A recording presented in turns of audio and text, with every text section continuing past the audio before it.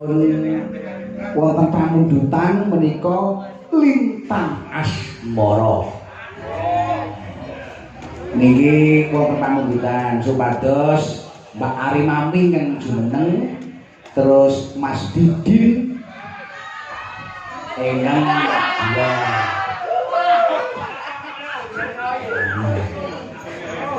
Wah, nak musuh ke Mas Didin.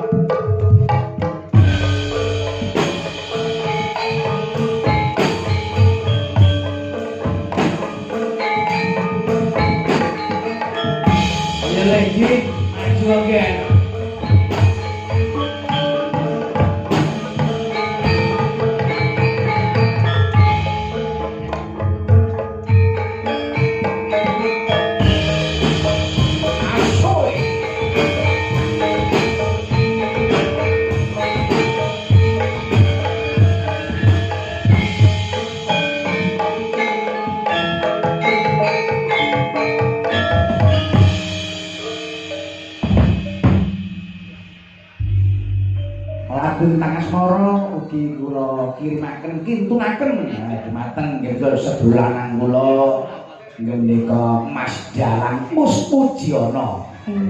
Nggih, mugi-mugi tesih nenggale kawula. Kok ngapa ta ada surak-surak iki? Apik, aku nggo supporter. Oh, Mbak Tias dan kawan-kawan. Oh nggih, Mas jenengan ya Allah kok gantengnya ya Allah.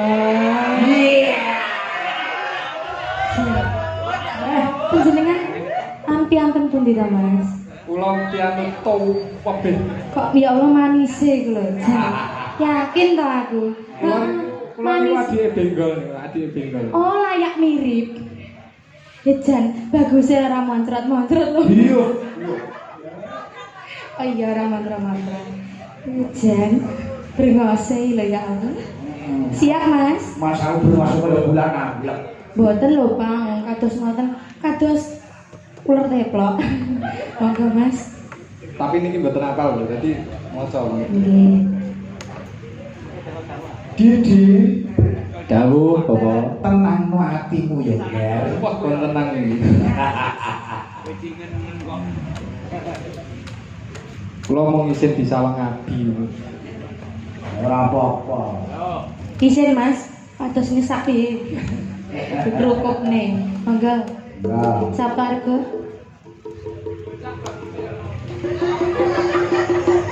Jan ramon-ramon. Elah, supaya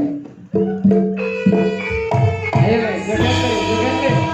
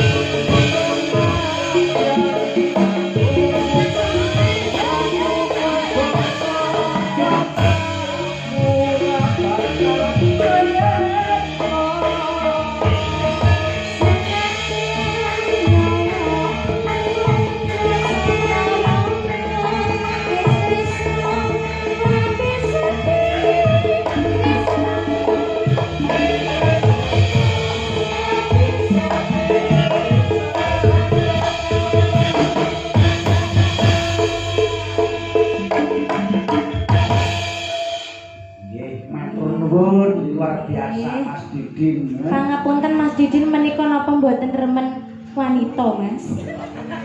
Kok aku kan Lah kok ora seneng pita, Nduk? kedahe menika nek duet menika kan ingkang romantis.